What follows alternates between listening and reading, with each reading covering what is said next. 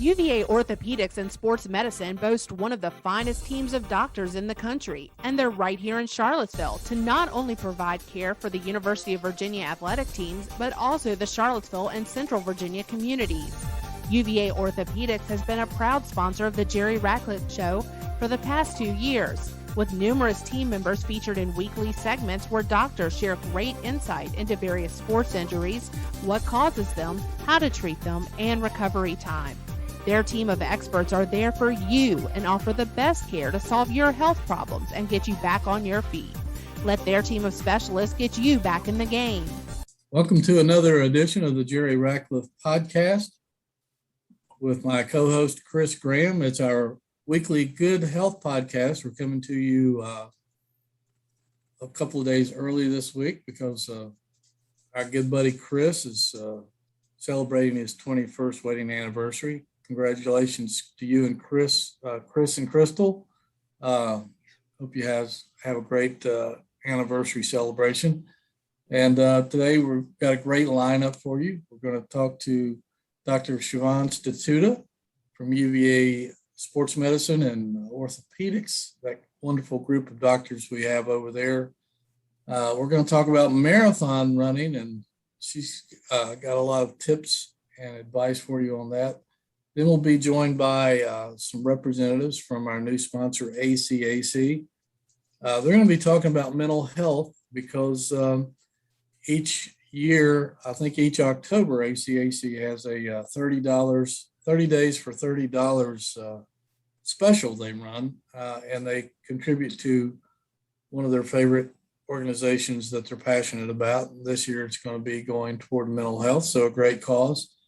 And then we'll cap things off later today with a talk with Mark Lorenzoni from Ragged Mountain Running and Walking Shop, and he'll give us an update on all the local running news. So let's dive right into some running right now with Dr. Siobhan Statuta. Siobhan, how are you?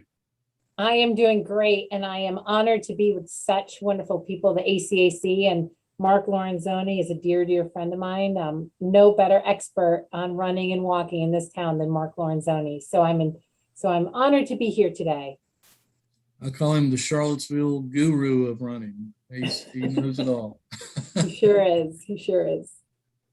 Siobhan, I know you run, and yep. Chris runs. I used to run. I know you've done some research on marathon running lately, and we're going to talk a little bit about that. And I guess the first question will be is during a marathon, is your immune health compromised, at least temporarily, even if you're well trained?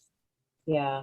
So, Jerry, thank you for having me on here talking about this. This is something that I'm blessed to be able to spend 2 half days a week in the UVA Runners Clinic, and I see patients with Dr. Wilder and Dr. Rivniak. So this year, what we're seeing is that with the re-advent of the marathon programs happening, we're seeing a lot of people coming in who are struggling a little bit with their marathon training plans. And additionally, with all the fears of COVID, what we've had is a lot of questions regarding exactly what happens to one's immunity when they're running. And so for an actual marathon day, after taxing yourself for however long it takes you to run that marathon, whether it's closer on the 3.5 hour end or closer to the 6 hour end, you're taxing your body. So for a while, the body will have an increased susceptibility to viruses and bacteria. So roughly 3 hours to 3 days after a marathon, somebody's immune system will be kind of worn down. So what do we do with that? We advise people, hey, plan for that. Just make sure you're trying to sleep well. You're not going to be in areas where there's high risk. So probably not going out and catching a concert where there's not much social distancing going on. Just being smart about it. Hydrating, really eating nutritional meals can be very helpful. Taking a step back, if you're talking about the training plan to lead up to a marathon, there are days that you're going to be doing longer runs. So at the beginning, it's, 10, 12 miles. But as you start getting to the 15, 17, 19-mile periods, that takes a lot out of your body as well. And I think people need to appreciate what that does to the body and understand that a rest day in particular would be really helpful to let that body catch up, let those muscles regenerate, let your body catch up to the stress of being on your feet constantly for that longer amount of time. So it can have a little dip in your immune system, but usually you rebound pretty quickly. And again, I can't underscore the importance of hydration, nutrition, and sleep enough. Yeah, I can imagine the hydration is very important. Yeah. Leading up to it. Yeah. I don't know how much people drink water during the actual race, but I know I've seen a lot of people just turn away the water. But I guess if you're well hydrated weeks in advance or days in advance, you really don't need it. It is, well, we recommend you can pre-hydrate in the days approaching the longer run. So again, think about the human body. The human body is 60% made up of water. So if you think about cells in the muscles, in the bones, in the brain, the body needs to remain in good fluid balance in order to give you the best chance at performing well and to push away injuries.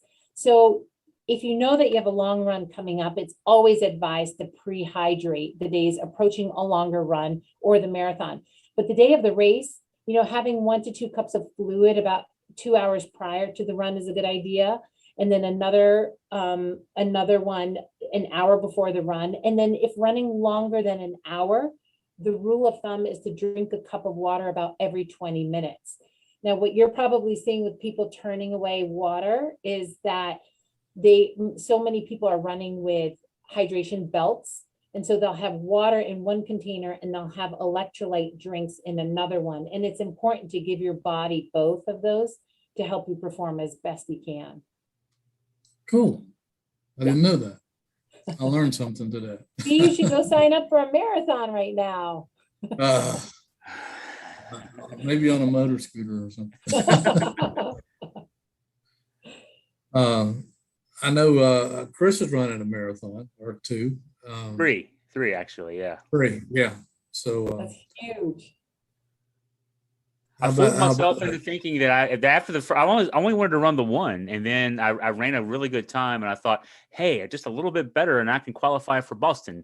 The first one ended up being the best one, and I wish I'd had tips ahead of time. I just trained myself. I didn't even look up anything on the internet. I just kept running and not following any advice from anybody else. But these tips are great, and I'll say, Jerry, I never ran with a water or with a hydration belt, but different races do different things, but every time they offered me water or Gatorade or whatever they offered me, I took it because you needed it. And I was fortunate that there were no really hot days when I ran, but I just saw a weather forecast that says we may be in a warm spell for quite a while here. And this is marathon season. So hydration, particularly on race day, during the race can be really important too. Yes. And there is such thing as overhydrating too, especially on the hot days, overhydrating with water. So just really keeping those in balance. And that's where the training comes in so key and getting the advice. So Chris, amazing to hear that you had, a great first marathon and that you've backed it up with 2 other marathons. I think any marathon is phenomenal. But really just there's so many nuances that if you start being mindful of these things as you're training and as you're running, you slowly start feeling just, hey, you know what? This doesn't hurt as much, or I'm recovering so much faster, or I'm enjoying my runs, or just the numbers start looking good. So yeah, hydration is so important. Yes. I would throw one other thing out there too, and this isn't necessarily about before or during the race. But back in March, not related to running or anything else, I actually had an issue with blood clots. And I've researched it since and found out that a lot of long distance runners, long distance cyclists can have issues if doing a marathon or a long distance cycling or a triathlon, whatever the case may be, and then getting back into a car and or getting into a plane or a train, and then right after a race and sitting for hours. Can be dangerous. So I would advise folks to pay attention to that. I've run in the Richmond Marathon, and I ran in the New York City Marathon, and didn't even think about that. And fortunately for me, no issues. But you be careful and mindful of the fact that you can be cramped up in tight spaces for a while. That can actually be dangerous to you. Yes, Chris, and this is one of these situations where I say, do as I say and not as I do, because I too have done the exact same thing. My first marathon was overseas. I ran London, and if I had known, I did all the obvious things correctly, but I didn't realize that their electrolyte drink was going to be Powerade, and I had been training with Gatorade. So not having that taste, that was just as far as the electrolytes went, that was fine, but to taste something that I didn't like the taste of Powerade, so I didn't want to be drinking that. And then I jumped right back on an airplane for 6-7 hours. Same thing with New York City, jumping in a car, being cramped because I had to get back to work the next day. So you're right on, like walking around, stretching, getting up, walking around up and down the aisle of an airplane, really important, very important. There goes our sponsorship from Powerade. Oh no! All right, I take that back. I take that back. I'm just kidding. Just kidding. Just kidding. I know, Siobhan, that our marathon runners more likely to our marathons more likely to cause digestive episodes than shorter distance races. Yeah. So exercise can really, really challenge somebody's GI system. And that's, there are a lot of reasons why that can be, and we're not quite sure exactly what specifically it is. But for example, once we start exercising muscles need more blood. And so we only have a set amount of blood in the body. So that blood is going to preferentially go to those working muscles and less so to the stomach, to the intestinal system. So sometimes that can cause GI distress in certain individuals. Running in particular is known to result in nausea or vomiting, or just a very sudden onset on the need to use the bathroom immediately. So whether that's diarrhea or like really urgently needing to use the bathroom. And we call that lovingly the runner's trots. And so this is where a really good training program and a journal and finding somebody who is experienced with marathon running can help you time meals out and be able to help you say, oh, you know what? Maybe it's not a good idea to start your morning off with a coffee before you run. I mean, that's a very obvious one, but I noticed that every night before you have a really bad episode, you have broccoli for dinner. So why don't we start making these small dietary tweaks? But that can certainly, yes, the GI distress and is certainly a real thing. And then the day of a race, even if you are an experienced marathoner, the crowds of people, the anticipation, the race scene is awesome, but it's also nerve-wracking. Your stomach, even in a calm person, they get the adrenaline rush, and adrenaline too can cause the stomach to say, oh, okay, it's time to do a little action here. So it is very real, but it is also paying attention to your body, what foods work for you. So the actual marathon day, nothing new should take place besides the actual run, not introducing anything new into the picture. We're going back a few years, but when I used to run high school track at the meets, sometimes I would get really nervous before the race just because of the competition. So I guess it's sort of the same thing on a smaller scale. Oh, it's definitely, yeah.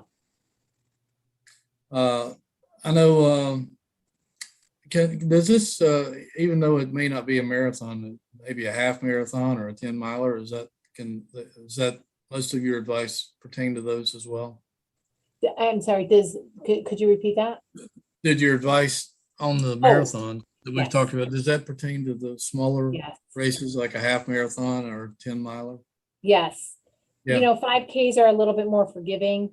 10 milers, the longer you're on your feet, the more your body will become tired and taxed. And so the GI distress and even the planning of the meals and planning what you're going to wear, is very important because Jerry, as we've talked before, it doesn't take very long for somebody to develop a blister, which can change the way somebody runs to try to offload that pain. And then before you know it, somebody can really do damage to muscles and bones. So the day of the race should be just what you've done in practice, and your brain should almost go on to autopilot at that point.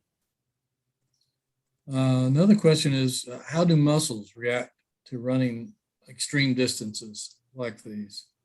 Yeah, those two, they're going to get worn out. Muscles contracting and relaxing are what gives our body the ability to propel itself forward. So at the beginning of a race, people feel really strong. Hopefully that's the time that they're going to feel great. But the longer and longer somebody runs, the more the legs or the body will become fatigued.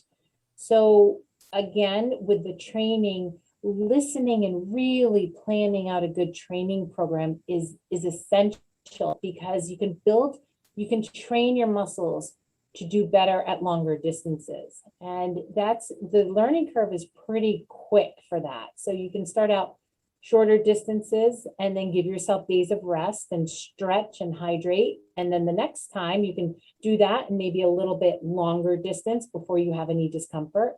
You will also recover faster. But yes, it is taxing on, anybody who has run a race, Jerry, you remember running races and being fatigued at the end. Chris, you too. Just the muscle fatigue is so prominent. And that's because we've run as hard or as long as we ever have before. And so the body is just telling you to do that. But properly warming up ahead of time by running in place or incorporating dynamic stretches, that's a great idea to just warm up those muscles.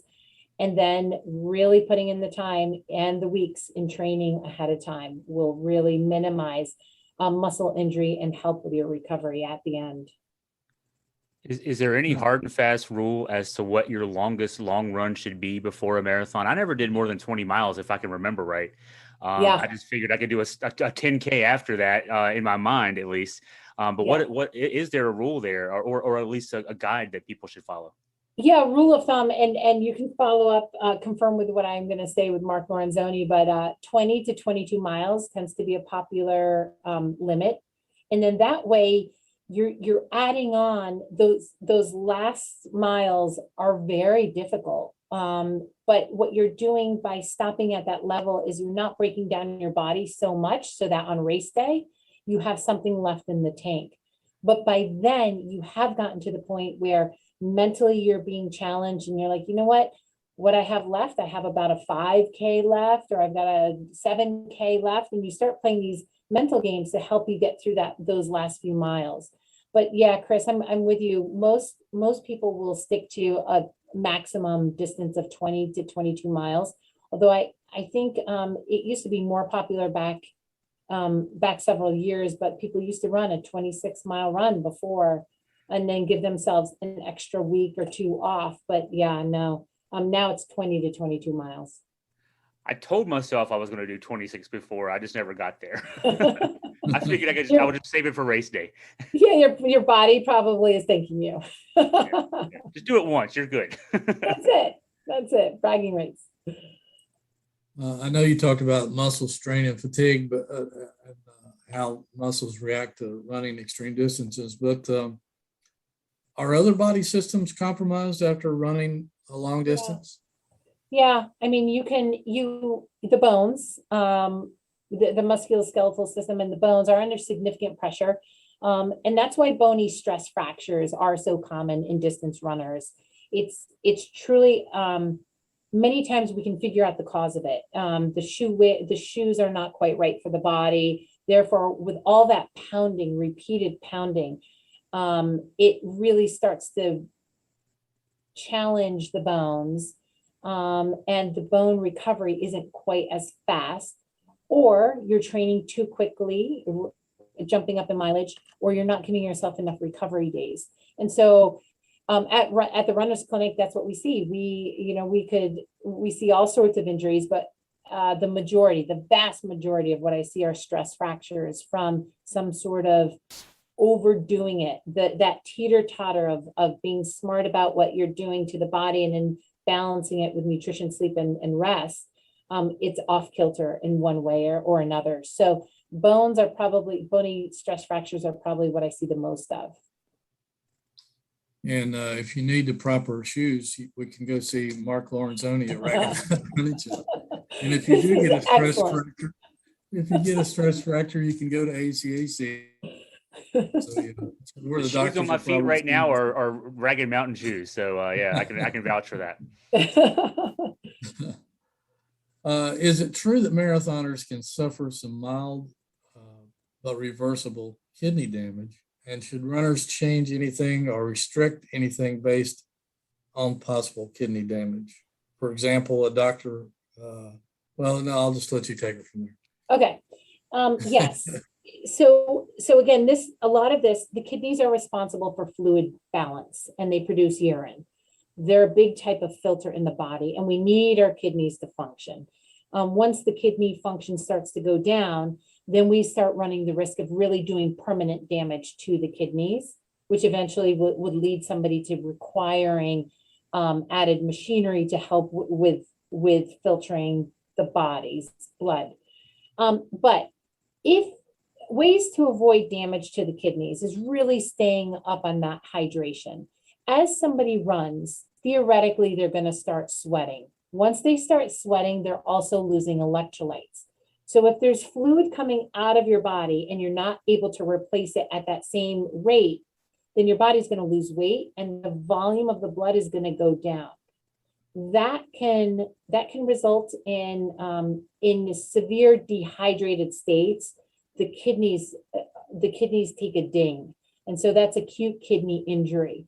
But I think, Jerry and Chris, one of the things that I notice quite a bit of is that people anticipate that they're going to be sore after a run. Yes, of course you're going to be sore. You've been taxing your muscles and your brain, and it's been hot and humid. And so people will take an anti-inflammatory ahead of time. So they'll take ibuprofen or they'll take a leave because they know afterwards, hey, I'm going to be sore. I'm going to want to take one anyway. Well, what those medicines do is they actually further decrease the amount of blood getting to the kidneys. So not only is the actual kidney not getting the blood that it needs to sustain itself as an organ, but the blood supply to the kidney is decreased as well. So it's almost like a double whammy. Then if you add on, hey, you know what, in a marathon, this person, it's a hot day, they are dehydrated slightly, that's a triple effect. So yeah, kidneys can get affected quite easily, but the important takeaway point is not to pre-treat with taking any anti-inflammatory. Afterwards, fine, because then you're sitting down, you're hydrating, you're no longer taxing the body. But right before a long run, never a good idea to do that, ever. Wow, this has been an education for me, even though I don't run marathons. It's still very interesting stuff that I had no idea about. And I'm learning in retrospect that I did it all wrong. That definitely ibuprofen up before long runs. So there you go. Yeah, that is like a boom, drop the mic moment. But I see so many people doing this, and it's just not a commonly discussed situation. It's like, oh, I never even thought about that. So people are anticipating, and that's wonderful, anticipating that you're going to be sore. But yeah, I mean, from the medical side of things, that's something that makes me cringe a little bit when I hear that. So I always jump on the opportunity to try to educate the runners. As soon as you started saying that, I started cringing, even though it's been 5 years since I ran a marathon. Oh, goodness. Now I know. Yes. Siobhan, thank you so much for your time today. I know you had to readjust your schedule to be with us, and we appreciate that. And thank you for enlightening us on long distance running, because I'm sure everyone probably learned something today. Well, I appreciate that, Jerry and Chris. Thank you so much for sharing your knowledge. It is always a pleasure to come on the show. So thank you so much. And I hope you guys enjoy the rest of your day. Thanks. Looking for a great dining experience in Charlottesville? Look no further than the Aberdeen Barn. The barn has been family owned and operated since 1965, with Terry and Angela providing great atmosphere and mouth-watering food at Virginia's big-time steakhouse. Enjoy the fine dining or relax in the Sportsman's Bar, a fantastic place to wind down and socialize, surrounded by flat-screen televisions tuned to the latest sporting events. You never know who you might bump into at the Aberdeen Barn, where all the greatest Cavaliers have dined over the decades and keep coming back for the delicious menu and good times. Check it out online at aberdeenbarn.com or call 434-296-4630. Welcome back to the Jerry Ratcliffe Show podcast, our good health podcast that we do each week with my co-host, Chris Graham. And we've been talking to Dr. Siobhan Statuta from UVA Sports Medicine and the running clinic about marathon running and all the side effects you can have and all the things you need to do preparation-wise to make your body marathon ready and how to recover from a marathon run. So now we'd like to welcome in our great folks from ACAC, Atlantic Coast Athletic Club, one of our new sponsors, and I'll give myself a plug before we introduce them. We have a special going on with ACAC that if you're toying around with joining a gym or getting yourself back in shape, losing a few pounds, gaining some strength, we have a special deal with them where you can go to my website, jerryratcliffe.com, click on the ACAC ad, icon code Jerry, and fill out the form, and you can get a 3-day free membership to any ACAC in Albemarle County or Charlottesville. So you can take a look around and see what they have to offer. And I think you'll be pleasantly surprised or pleased with what you find. But with that said, let's go ahead and introduce this week's guest from ACAC, Susan Johnson, who is Senior Vice President of Membership, Marketing, and Communications, and a familiar face that we've had on before, Kelly Lynn, Vice President of Membership and Prep. Ladies, how are you today? Super. We're happy to be here. Doing well. Glad to be back, Jerry. Thanks for joining us. We appreciate your time.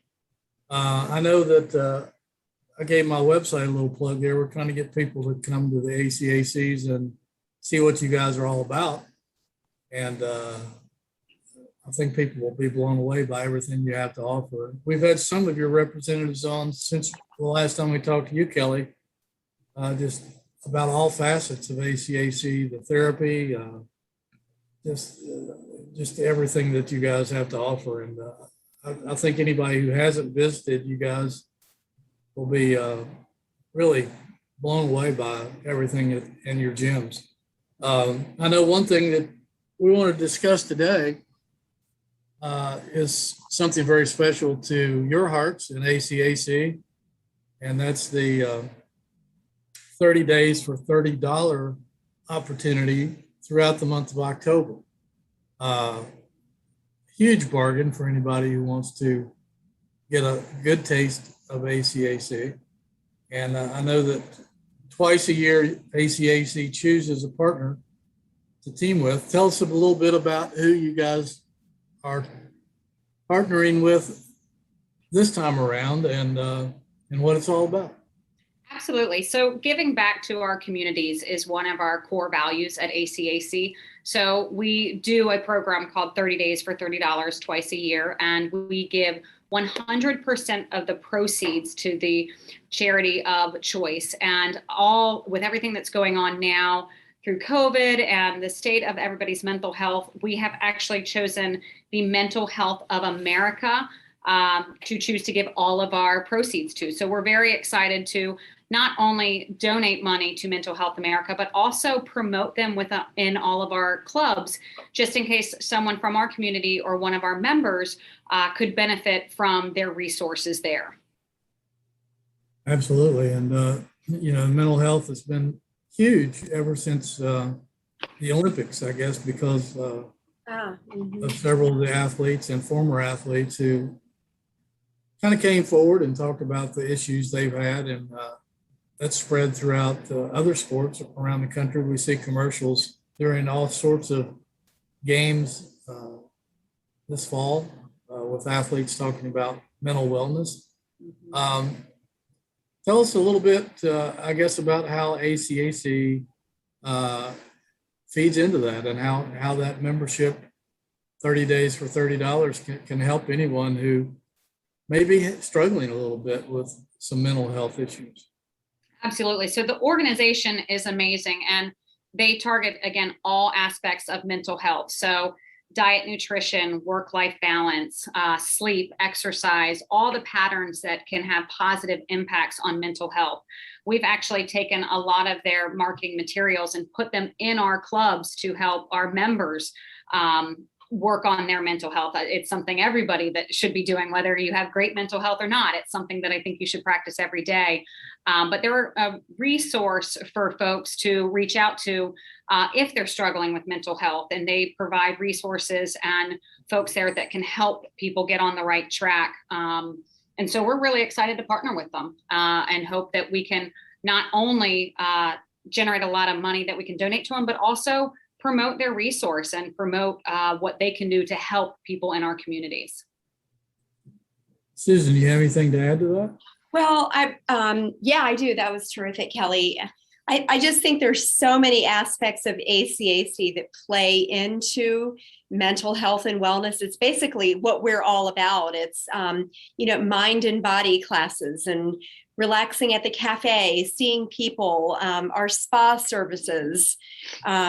The social aspect is a huge part of it, but no matter what stage of life you are in, ACAC has got it, the perfect opportunity for you here for your mental health and wellness. And Mental Health America is a great organization. Again, you can go there for a free screening, and the resources there will provide you with free and confidential support.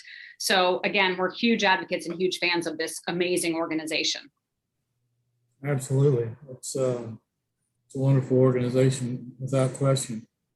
I guess, you guys have so much more to offer than just exercise, but exercise is Huge. An incredible part of mental health. You want to talk about that a little bit?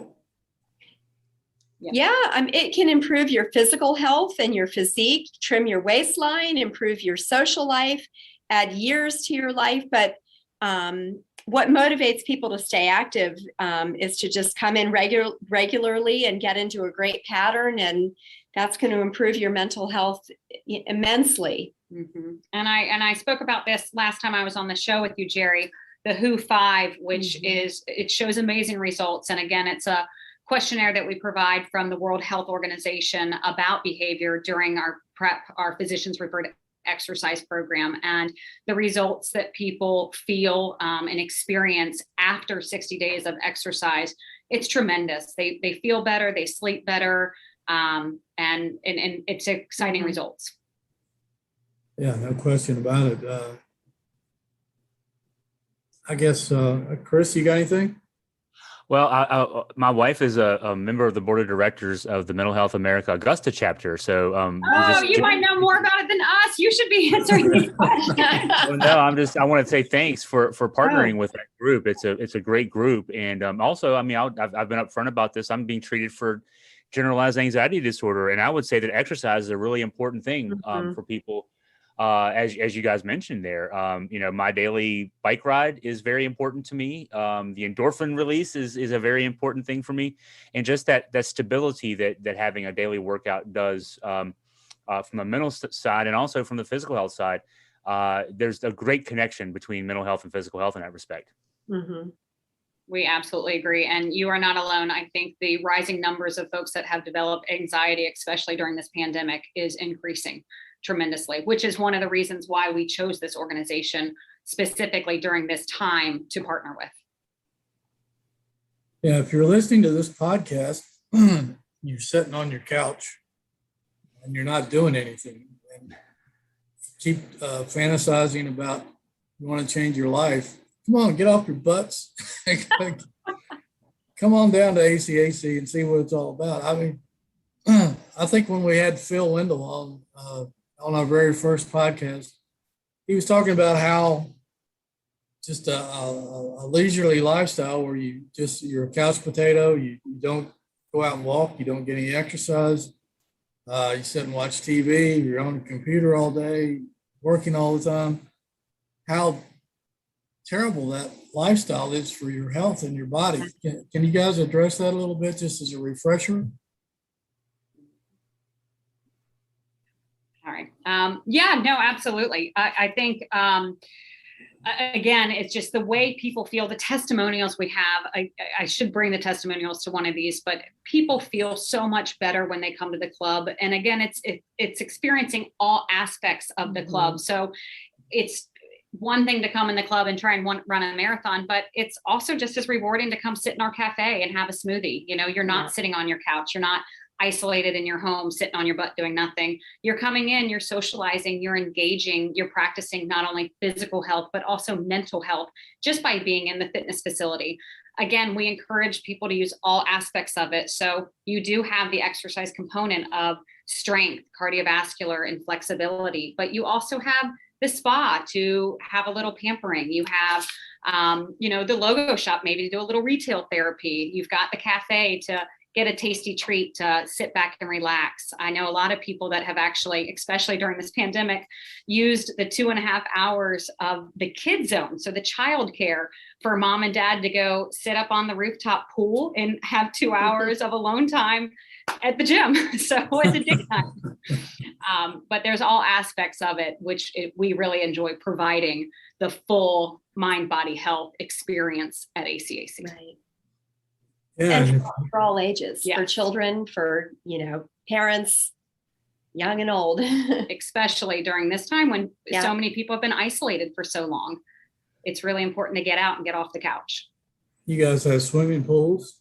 For those of you who like the aquatic nature of exercise. Yeah, that's Hot tubs, right? Mm-hmm. Exactly. And that's what is also really nice about 30 days for $30 is it's no commitment. You get to experience 30 days of the facility. So, if you've never been in the walls of ACAC, you might be pleasantly surprised by all of the different aspects of the club and the different areas that you can enjoy. And it's no commitment. It's just 30 days for $30, $1 a day. I can't think of a better bargain in town. Can you see? Of course, we hope all of those members that join for 30 days will stay and develop that wonderful, active, healthy lifestyle. I think they'll be hooked once they see That's what what you we got. hope. That's what we Absolutely. Well, Jerry can speak from experience there. Jerry, you talked last week about how you joined on a corporate wellness kind of special offer, and that was 20 years ago. So, so you've been around for a while afterwards. Absolutely. And my girlfriend, who lives in Atlanta, she's been up here the past year and a half, and she had to go back there for some business, but for a couple of months, and she joined a gym down there that is probably the largest gym in Atlanta, but she said she feels so much more comfortable at ACAC in Charlottesville because of the friendly nature of just the members and all the workers there. Yeah.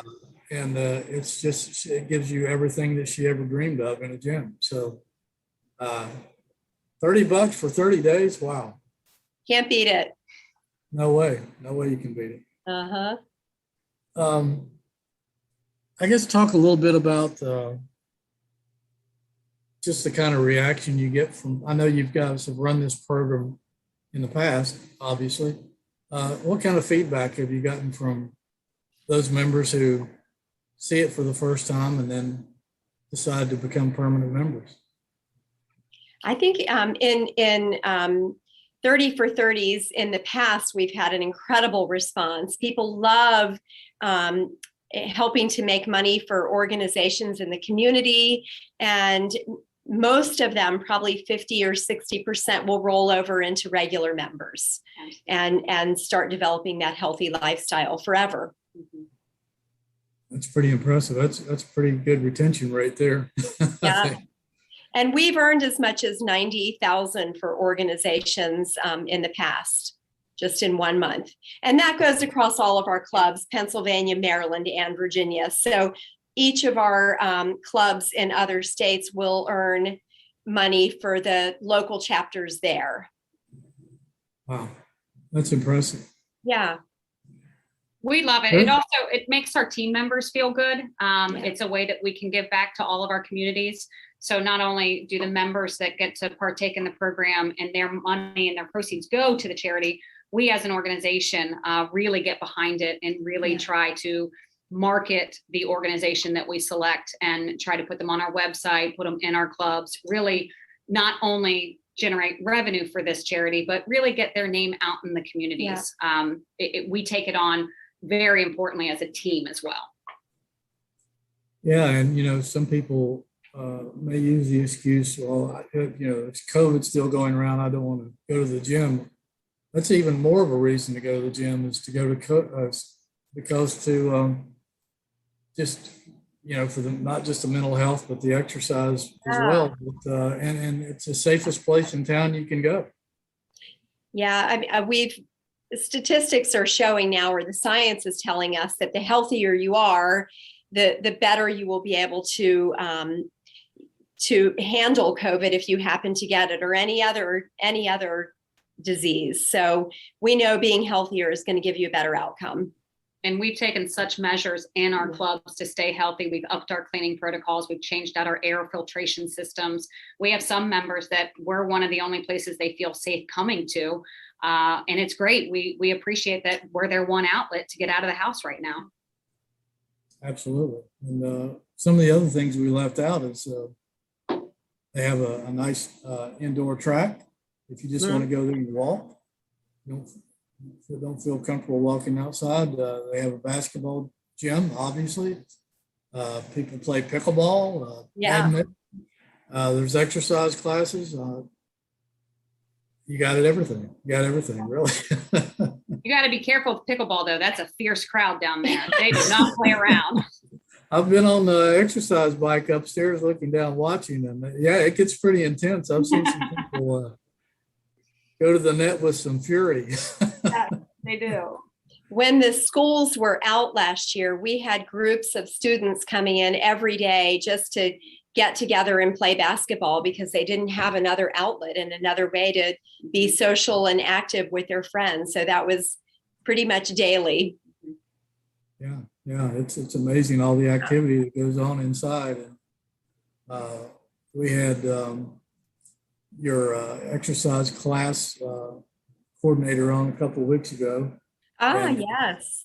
And she was talking about all the benefits of joining a class and how that can really help you in a group setting like that, where it's not intimidating and it's just fun.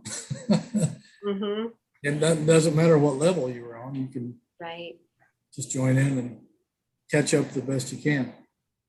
Chris, you got anything else? Well, and I would just add that in addition to the physical health aspects to help you through this COVID pandemic era, good mental health as well. People who are struggling with mental health can actually make themselves more susceptible to colds and flus and other viruses, including COVID. So it goes hand in hand. It's really important to address both your physical health and mental health. And I just love the fact that this promotion is going to be doing that this month. Right. Well said. Yes, agreed. All righty, ladies. Anything else we may not have asked that you'd like to comment on, or do you think we've covered it pretty well?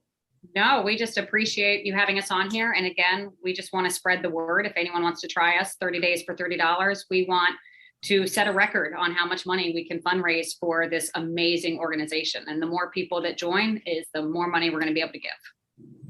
Awesome. Well, thank you so much for taking part of your day to tell everyone about the great offer out in front of them. I mean, you just can't pass that up. 30 days for $30. I mean, you're going to blow $1 a day on stuff you don't even need or want. So that's right.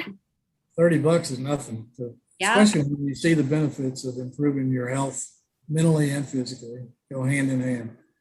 Thank you, ladies. We really appreciate it. Thank you guys. Thank Have a you, great Jerry. day. Thank you, Chris. Bye-bye. Blue Ridge Bank is the proud sponsor of the Jerry Ratcliffe Show and JerryRatcliffe.com. Founded in 1893, Blue Ridge Bank has more than a century of customer-based service, but is forward-thinking and features digital banking free and available 24/7. CEO Brian Plum and his team are strong supporters of UVA Athletics. And check this out. Blue Ridge Bank is home of the $100,000 jackpot drawing to one lucky customer every year. How can you beat that? Banking smarter, simplified. Blue Ridge Bank's mission is strong customer service. Make Blue Ridge Bank your bank today. Visit mybrb.com for more information. Welcome back to the Jerry Ratcliffe Show, Good Health Podcast that we present to you each week, hoping to provide people in the community that can help you improve your health. And we just had talked to Susan Johnson and Kelly Lynn from ACAC about their 30 days for $30 promotion that you can join ACAC, see what it's all about. And all the proceeds from that program this month is going to mental health, which is a very important thing these days. Earlier, we talked to Dr. Siobhan Statuta, one of our next guest running students, I guess we can call her. She was talking about marathons and giving us tips about how to prepare for one and how to recover from one. Now let's go to the guru. Mark Lorenzoni, Ragged Mountain Running and Walking Shop. And if you've got any kind of question about running, email me at jratcliffe7000@gmail.com and we'll ask him during our weekly podcast and he'll be glad to answer. But Mark, nice sunny day out there today. A lot of people running. Yeah, I'm sure, as we speak. How you doing this week? Great. Thanks. Yeah. Just rolling into we're almost there into the primo weather for getting outside and walking and running. So it's still a little humid, but we'll take it. It's nicer than what we had this summer. And your previous guest, Siobhan, was one of my really good buddies and a wonderful, wonderful physician. And I do actually use her quite. I've coached her and I send my athletes her way sometimes with issues, so medical issues. It's great, good classic Charlottesville relationship of having resources. We're so lucky.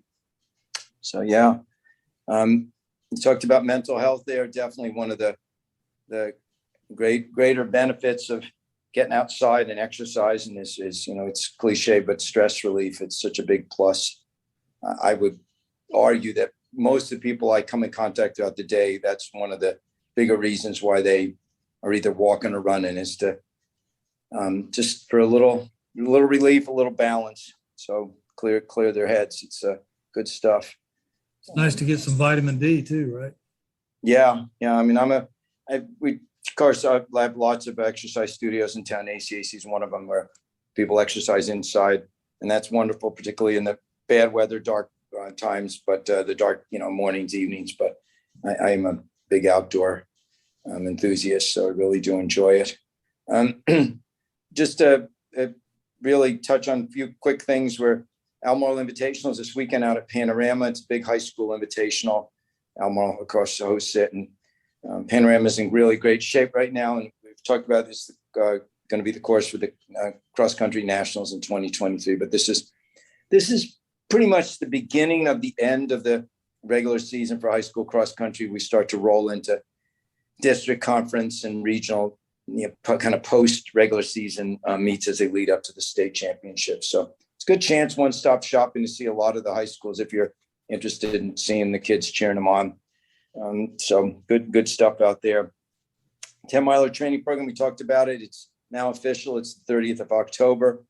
Any folks listening that want to learn how to run and get off the couch and start up. We have 6 programs, including this is through the Charlottesville Track Club, including one that's for starters. That's one of our most popular of the 6 programs. And when I say starter, I mean someone who's overweight, out of shape, huffing and puffing, We start with a real gentle walk, run, couple laps on the track. This is our 34th year of doing it. We get anywhere from 300 to 500 folks every winter.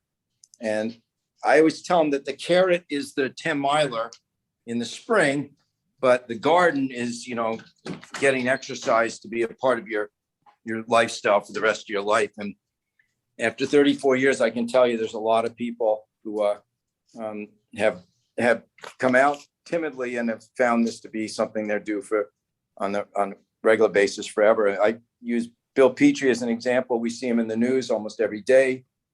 He's our local Dr. Fauci. He works at the university, infectious disease, and Bill was overweight, out of shape 10 years ago and came out for the training program. And he's an avid runner now. And he always says whenever he travels around the world at conferences or to troubleshoot issues around the world, that he uses running as a good way to explore in all these different cities. But anyway, he picked it up in his mid-50s. And it's, I don't want to use the term never too late, because mid-50s is young. As far as I'm concerned, at 66 years old, that's young, but it goes to tell you that these are the type of activities you can pick up and enjoy. So go to schultzvilletrackclub.org. Sign-ups are going on now. And, real quick, close to town, call them hidden gems. We have so many wonderful places to walk or run to get that stress relief. And one of them is over at Foxhaven. It's about as close as you can get to town and still be out in the middle of nowhere, so to speak. It's off of Fontaine Avenue. You head out to Camp Holiday Trails on Reservoir Road there, and it's one of the first driveways on the right. The university owns it. It's public. There's a public parking area, and it's miles and miles of paths and they're grass paths or dirt paths up into the side of the mountain there, out into the literally out into the Ragged Mountains. And the Hayward family donated this property years ago to the university, and university's turned it into a mini kind of walking, running, mountain biking park. It's wonderful. And it really is a stone's throw. You can get to from Scott Stadium. It's about a 4 or 5 minute drive. So no need to. I always tell people we're lucky to have the mountains, Shenandoah, the National Park and Skyline Drive and the Blue Ridge Parkway, but you don't have to drive 40 minutes to find these neat gems of solitude and just the serenity of getting out and exercising in a kind of a quiet setting. So, and a tip for right now is this morning I was with a bunch of guys running, and boy, oh boy, it's dark there till almost 7 o'clock now. It's 7:15 before it's starting. And I run at 5:30 or 6 when I go out for my walks early and be visible, have a headlamp and have some reflective gear on and just be heads up. Car didn't see the lead folks I was running with, and it was actually over near the old U-Haul right across from the track, you guys, and the car was pulling into one of those lots and came kind of screaming off of Alderman there off of Copley. And poor guy, he's about my age, so I'm thinking he's probably not, his visibility isn't probably as good as depth perception. So you just got to keep that in mind. You run or walk defensively. And I constantly tell my athletes, we got to be good neighbors. So, we don't own the road. And so we need to be courteous and be paying attention and remember what it's like to drive in the dark, because, I don't like it when I come up on someone who's pretty, is not very visible. So it scares me a little. And so I drive defensively this time of year, and not everybody does. So you need to be defensive as you're running or walking and outdoors. So. No question. Our good buddy, Vin over at UVA Track and Field made a recent hire this week. LaRon Bennett. Do you know anything about him? No, I don't. I'm trying to get out and walk with Vin every couple of weeks, and we got a walk this week, so I'll catch up on the details. He's slowly filling some positions that needed filling, and he's just doing his usual good job with it. So I'll learn more about them when I get the chance to catch up and report. But he's slowly trying to build this. As everywhere Vin has gone, I've talked about this. He's a builder of national caliber programs. We already have the foundation here. We got a wonderful school. We've had a good program in the past. We've got good coaches. We tend to recruit really good athletes, or we attract really good athletes. So he just wants to take it to the next level. And he did that right off the bat this spring. We talked about it at the NCAAs. We had more athletes there than we've had in a long time, if not ever, at outdoors. And of course, we had a national champion, but we had several score points. And that's how it starts. So it's good. And it's people forget track is a lot like football. That everyone's playing football out there, but you have defense, you have receivers, you have offensive line coaches, you have special teams coaches. Track is even more complex than that. You can have a guy who's trying to be the fastest 100-meter runner in the conference, and you've got another guy who's trying to win the 10,000, and you got a woman who throws the discus, and another woman who does the pole vault. They don't overlap as far as, not too many of them overlap for expertise. A sprint coach is very different than a distance coach, so it's good to be filling it out. And Carla Williams been very supportive of Vin and the program. So, Carla hasn't made it any secret that she's trying to bring every program to national prominence. And obviously you can see the proof there. And so track is one that we haven't been there. So I'm assuming this is a long-winded answer, Jerry. No, you asked me, do I know anything about the guys? Like, God, Mark, I don't think we asked for a monologue on the state of affairs on how track works, but. Well, and I guess it was around 2000 that Craig Littlepage and I guess John Oliver, his associate AD, they presented a plan to make Virginia's athletic program essentially the Stanford of the East. And they did a really good job, and Carlos picked up where they left off. Yeah, I think sometimes people forget about Craig, because Carla's done just, she's hit the ground running hard here since she hasn't been here that many years to tick ahead of Jim Ryan, which is only 3 years. So, but you think of the coaches we've had here over the years that came in with Littlepage, pretty impressive. I mean, Brian Boland with tennis. I mean, some of these hires. I think Brian O'Connor may have been a Littlepage hire. Yes. So, I mean, it just goes on and on. Yeah. Yeah, Tony Bennett was one of them. Bronco Mendenhall, actually. So, yeah, quite a few of these people, no question. Yeah, it's good stuff. So that's just some all over scatter shooting there for different things that are going on. That's great, and we appreciate the update. I've had a lot of people run into in the grocery store and the gas station and say it.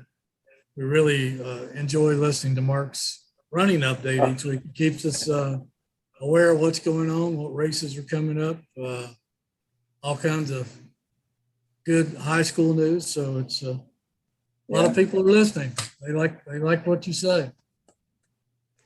Well, it's a wonderful sport. I call it the great democratic sport, whether it's high school or whether it's, when you come out of your schooling years and you're looking for an activity. No other sport opens its arms quite as broadly, as running does. We have so many wonderful sports out there, golf and tennis, but they require, skill set and someone coaching you, teaching you. With running, I'm not saying there's no skill there, but you just basically put one foot in front of the other. Same thing with walking, and get out there. And the benefits are just incredible. And my big tip, Jerry, I always say is, if you can hear yourself breathing heavy, you're running too fast. You got to go on perception of effort and call aerobic heart rate, which means that your heart rate is staying low enough, down below 140. So you're getting all the cardiovascular benefits, but nothing is sustainable that you hate.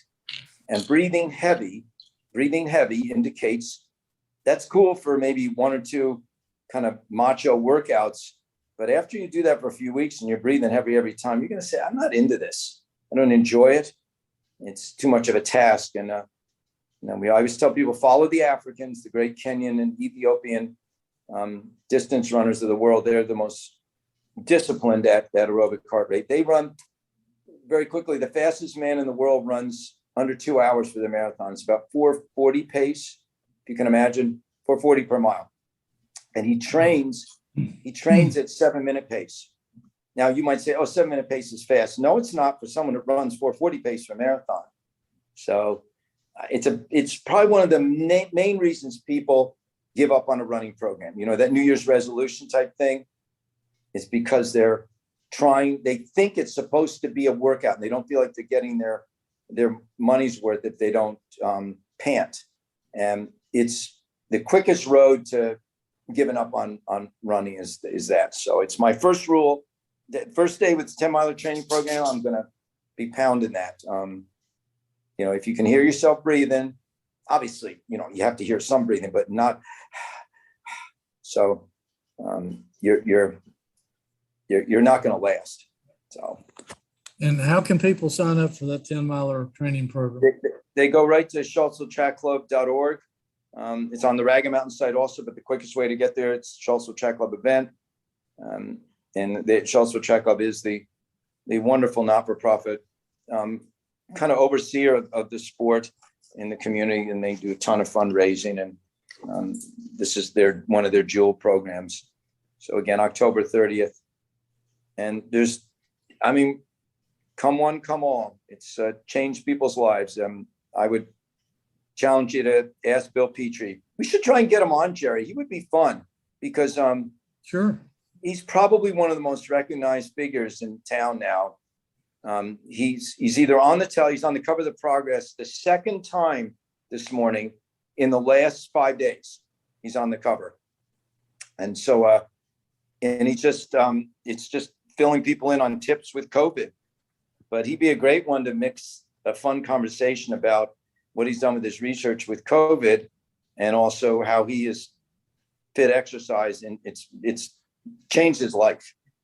So we'll definitely have him on as a guest sometime. He would enjoy it. So I'd like to get him and Dr. Ryan on both. Yeah. Yeah. Well, Wow. Yeah. You know, I was on the phone this morning talking to Dan Jordan. You remember Dan Jordan, Jerry? He ran Monticello for 25 years. He was I do remember him, yes. He shook hands with more famous people during that time than anyone in our town. Anytime someone came to visit famous, they do a private tour up there, and Dan would run them through, and presidents and movie stars. But he loves baseball, and we were talking about how he had pitched at Ole Miss when he was in college. And it's a side of Dan Jordan you don't think of as big baseball fans. They're talking, Yankees, Red Sox tonight, and this week. So, but he's an avid walker. He feels the spirit of Jefferson in him, because Jefferson was a big time walker. And so Dan would walk up there at the mountaintop every morning because he lived just up off of the mountaintop. And I think he channeled Jefferson when he was up there. So, Jefferson was ahead of his time when it came to that. He really believed in mental health, as walking being a big part of it, helping with mental health. Who would have thought in the 18th century? He'd be listening to this podcast if he was around, right? He'd be given a podcast. Him. Yeah, he'd be on our podcast. Yeah. Okay. All right, Mark. Thanks so much for the updates, and we'll see you next week. Bye, guys. Be safe. All right. Take care. Thank you for listening to the Jerry Ratcliffe Show. Get the latest on the Who's, basketball, football, and more online at jerryratcliffe.com or at AugustaFreePress.com.